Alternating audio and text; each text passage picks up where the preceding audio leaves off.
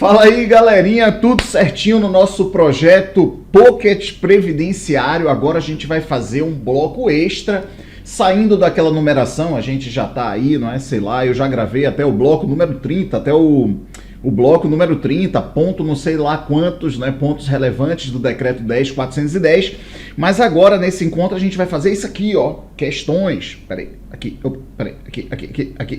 questões, a gente vai fazer algumas questões, tá certo? Nesse nosso primeiro bloco de questões, a gente vai fazer 20 questões. Bem, o que a gente depois vai fazer? A gente, como ajuda aqui em Salvador o projeto Oxente Gente, a gente ajuda esse projeto, só um instante, a gente ajuda o projeto Oxente Gente, se ligue, não é? Aí o que a gente vai fazer? A gente vai disponibilizar aqui pelo canal do YouTube, vamos disponibilizar questões, tudo legal. Mas depois eu vou fazer uma coisa mais robusta ainda. Então, por exemplo, a gente vai comentar aqui no canal do YouTube, esse bloco com 20 questões, um próximo bloco com 20 questões, mas depois eu vou chegar, sei lá, até a questão número 60, ou até a questão número 100. Aí eu vou reunir tudo isso e a gente vai disponibilizar aqui, ó. Bota aí no Google Ítalo Romano, aí você vai encontrar isso aqui, Prof. Ítalo Romano, que é o meu site, joia? E aí eu vou disponibilizar aqui, não é? Porque a gente aí vai cobrar tipo R$ 9,90, porque aqui esse, por exemplo, reforma da Previdência, a gente cobrou R$ 14,90. Então o dinheiro arrecadado a gente foi lá e doou ao projeto Oxente Gente, em alimentos, em dinheiro, tudo certinho. Aí a gente vai pegar essas questões, vamos reunir todas elas e vamos lançar aqui no meu site, Ítalo Romano, por R$ 9,90, mais ou menos é o que eu imaginei. R$ 9,90, pelo menos umas 60, 80 questões comentadas. No canal no YouTube a gente vai fazer esse bloco, se for o caso eu faço até mais um, disponibilizando pelo menos 40 questões. Então nesse bloco aqui, a gente já vai aqui discutir 20 questões, decreto 10.410, tudo sopa no mel, tudo bem legal, só para que a gente vá repisando, revendo e internalizando todas essas alterações do decreto 3048, o regulamento da Previdência. Então vamos nessa, bora fazer essas questões. Jogo rápido, é jogo bastante rápido. Só fique ligado que a gente vai disponibilizar esse bloco com 20 questões, depois eu acho que a gente disponibiliza um outro bloco com mais 20 questões. Agora, a partir do terceiro, quarto, quinto bloco com mais questões, a gente vai reunir tudo e vamos lançar lá pelo site Ítalo Romano a R$ 9,90. Se você quiser colaborar, vai ser massa, porque essa grana, inclusive depois eu bato foto, entregando os alimentos, entregando a grana, e vou disponibilizando nas redes sociais justamente para que a galera vá conhecendo, principalmente a galera aqui de Salvador, vá conhecendo esse projeto que é o Oxente Gente. Deixa eu ir lá então, rapidinho. Deixa eu ir no projeto, deixa eu ver se eu vou aqui, ó, no Facebook. O projeto Oxente Gente é capitaneado por uma amiga nossa, que é a Laís, não é? Então ela é odontóloga e reúne médicos, a galera, os dentistas, não é? E aí reúne também quem não é, eu, por exemplo, não sou, então eu faço parte da galera que tento viabilizar alguma grana, e ela vai e ajuda, rapaz, um bocado de gente, né? Em situação de rua, ou gente em situação de muita pobreza e tal. Então é esse aqui, ó, projeto Oxente Gente. Então, ó, gente que precisa ser gente que gosta de gente e tal. Ela ajuda pra caramba, então faço convite para que vocês vão lá, entra aqui no Facebook, ó, e dá uma olhada, eventualmente deve ter até alguma coisa de doação nossa. Olha ela aqui, Laís, é essa aqui, ó, de amarelo. Ela trata dos dentes das pessoas com necessidade, olha ela aqui, é uma figura espetacular, espetacular. Aí ela consegue, aqui, olha as doações, olha o que é que ela mobiliza uma rede, eu faço parte da rede, eu só sou ali um elozinho, mas estou sempre ali tentando, então é muito massa, a gente de certa forma tenta ajudar o projeto dela, seja eu tenho uma doação mensal em alimentos e depois faço esses pequenos projetos justamente para conseguir alguma grana, e ela financia grupos de capoeira, é muito massa, olha ela aí, ó, aqui nessas doações aqui tem coisa nossa aí.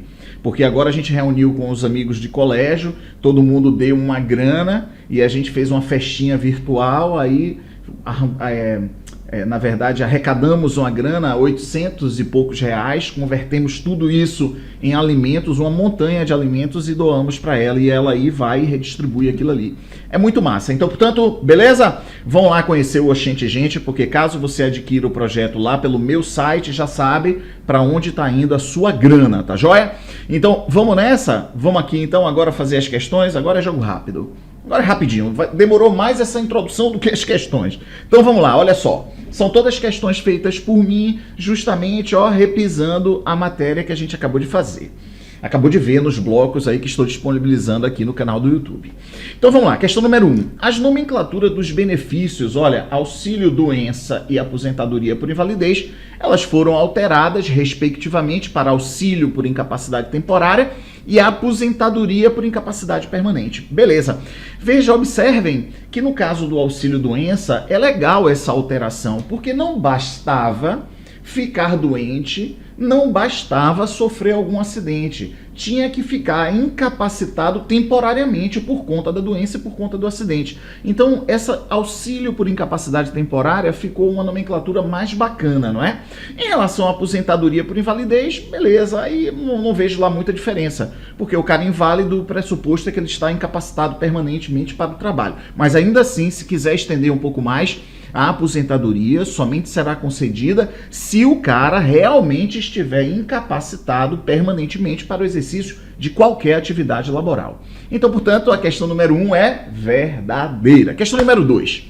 João, ele foi contratado por empresa de trabalho temporário por prazo de 200 dias para atender o acréscimo temporário de uma loja de presentes de Natal. Quinquilharias, não é? As lojinhas que minha esposa Juju mais adora, não é? Quinquilharia. Ela entra naquela zorra lá e sai pegando um bocado de coisa. Aí a gente olha, vem cá, pra que você comprou isso? Nem ela mesma sabe. Aí depois fica tudo meio que jogado aí pelos cantos. Mas vamos lá. Ele foi contratado por empresa de trabalho temporário que está intermediando essa mão de obra dele para uma empresa de presentes de Natal pelo acréscimo extraordinário nas vendas. Então, portanto, precisava ter esse trabalhador por 200 dias. A gente não está falando aqui do prazo de prorrogação. Isso foi até alterado pelo decreto 3048, pelo decreto 10.410, são 180 dias, correto? Prorrogáveis por mais 90 dias, mas aqui a gente está falando especificamente dessa primeira contratação. Então, portanto, é falso. Como é que tinha antes no decreto 3048? 3 meses prorrogáveis por mais... até me esqueci. 3 meses prorrogáveis por mais 90, se não me engano? Não, 3 meses prorrogáveis por igual período. Agora, 180, 90 dias. Deixa eu ir lá tirar essa dúvida. O trabalho agora é 180, não é? 180, prorrogável por mais 90 dias. Como é que era antes? Deixa eu ir lá olhar, já que eu falei.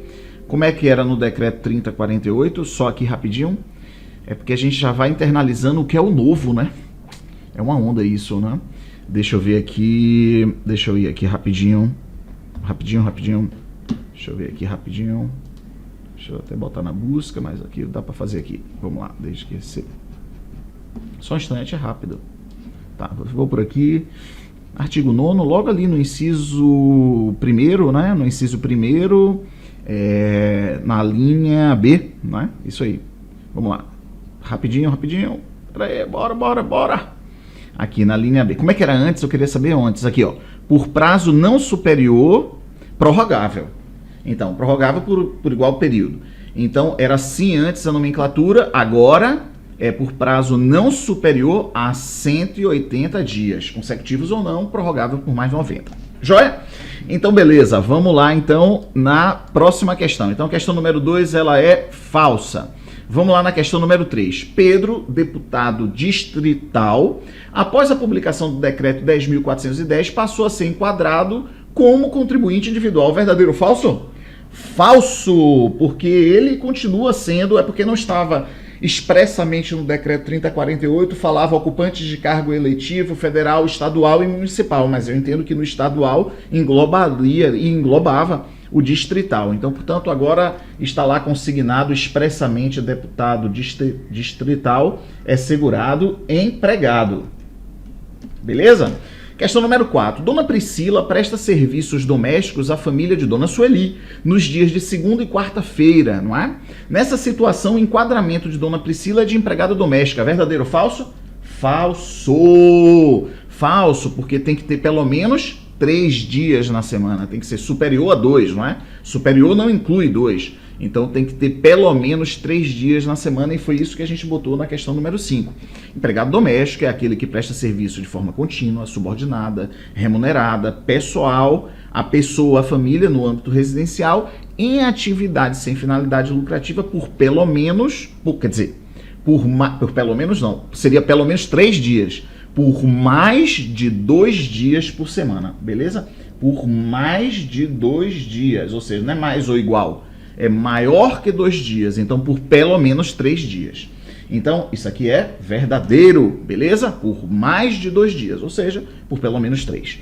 Vamos lá na questão número 6. Marino Simões Santana Júnior Marinete, ele é sócio-gerente da empresa Itapuã Cocos Limitada e recebe prolabore mensal regularmente. Nessa situação, o seu enquadramento é de segurado empregado. Verdadeiro ou falso? Claro que falso, ele é contribuinte individual. Davi Rosado, médico recém-formado, decidiu participar do projeto Mais Médicos pelo Brasil. Nessa situação, seu enquadramento será como contribuinte individual. Beleza, isso está lá agora, lá no decreto 3048, atualizado pelo 10.410. O repentista, lembram que eu fiz um repente? Já até me esqueci, como é? Como era o repente? Já me esqueci. O repentista e o artesão são segurados obrigatórios do RGPS na condição de contribuintes individuais. Beleza, o repentista e artesão tá lá, agora no decreto 3048. Sempre foram, não é? Só que estão agora lá consignados no decreto 3048. Então, beleza. Vamos lá na questão número 9. João decide assinar a CTPS de sua esposa Maria. Epa, butuca de olho aberto. Ela está desempregada, e ele lá com ela de noite ali na cama, tá? Olha só, eu vou assinar a sua CTPS para não ficar com lacuna. Você foi desempregada agora, eu vou assinar. Ah, beleza. Como doméstica, que presta serviços a ele como empregador doméstico, que prestaria serviços a ele como empregador doméstico. Essa situação é possível e está prevista no regulamento da Previdência Social após atualização através do decreto 10.410 de 2020. Claro que falso. Claro que falso. Não pode. Pode ser João, dono de uma empresa, e contrata Maria, sua esposa, como segurada empregada. Não tem problema nenhum. Maria é sua sócia, contribuinte individual, não tem problema nenhum. Mas não pode marido, mulher, companheiro, assinar a carteira do outro como doméstico deles próprios, não é? Então, não pode. É falso e está consignado no decreto 3048. Isso não estava, mas agora está claro lá. Questão número 10. Pedro, ele sofre um acidente que o deixou incapacitado temporariamente. Quando o mesmo recuperou sua capacidade laboral, a perícia médica federal não é mais perícia oficial do INSS, não é? Porque os peritos médicos foram para o Ministério da Economia, não é? Não estão lá no INSS mais. Então é a perícia médica federal. Atestou que restaram sequelas definitivas que implicaram em redução de sua capacidade laboral. Beleza, é o pressuposto aqui para o auxílio acidente. Com a cessação do auxílio por incapacidade temporária... Opa, desculpem. Com a cessação do auxílio por incapacidade temporária, Pedro retornou à atividade, mas logo depois foi desligado da empresa onde trabalhava. Não tem problema nenhum, a empresa pode demitir esse cara. Se foi acidente do trabalho, tem que se cumprir no mínimo 12 meses, mas mesmo assim a empresa pode demitir, desde que indenize todos esses meses. Mas enfim, o fato é que a empresa desligou Pedro. Então, nessa situação, Pedro irá receber o benefício indenizatório auxílio acidente, ou seja, estando ele recebendo remuneração ou não estando, vai receber auxílio acidente porque restaram sequelas definitivas. E como ele estará em gozo de benefício, então, né, o gozo de benefício permanentemente, porque o auxílio acidente vai ser pago para ele até a morte dele ou até ele se aposentar. Então, sua qualidade de segurado estará garantida sem limite de prazo. E aí, verdadeiro ou falso? Vamos lá? Verdadeiro ou falso? Falso. Isso é uma alteração, não é? Mantém-se a qualidade de segurado sem limite de prazo, aquele que esteja recebendo benefício previdenciário, excetuando o auxílio acidente. Beleza? Então vamos lá na questão número 11. Equiparam-se a filho na condição de dependente, um enteado, o menor sob guarda e o menor tutelado. E aí, claro que falso, porque está lá assim, exclusivamente na qualidade de enteado, menor tutelado. Questão número 12. Considera-se união estável aquela configurada na convivência pública, contínua e duradoura, exclusivamente entre homem e mulher, com intenção de constituição de família. E aí? E aí? Verdadeiro ou falso? Claro que falso. Como é que foi a mudança no decreto? Botou assim, convivência contínua e duradoura entre pessoas, e não necessariamente entre homem e mulher, entre pessoas. Beleza? Então, falso, pode ser entre homem e homem, mulher e mulher. Martins, segurado da Previdência Social, sofreu um mal súbito e veio a óbito. Sua companheira, Graça, dirigiu-se imediatamente à Previdência Social. Olha aqui, ó. Ela saiu correndo, ele morreu, caiu. Ela saiu correndo aqui para uma agência da Previdência. Não é? O amor é lindo. Aí ela saiu correndo para lá, dirigiu-se imediatamente à Previdência Social sem nem esperar o corpo do falecido esfriar, a fim de requerer a pensão por morte. Na agência da Previdência, ela foi atendida inicialmente por um militar da reserva, que nada sabia sobre direito previdenciário, e assim dirigiu ela a um técnico do INSS. Não foi esse meu ex-aluno, porque vocês vão perceber. Esse técnico do INSS não foi ex-aluno meu, tá bom? Que a orientou a fazer prova da união estável com Martins. E para isso, ela deveria fazer provas materiais contemporâneas do fato, ou seja, produzida em período não superior a 36 meses anteriores à data do óbito de Martins. Esse cara não foi meu ex-aluno. Por quê?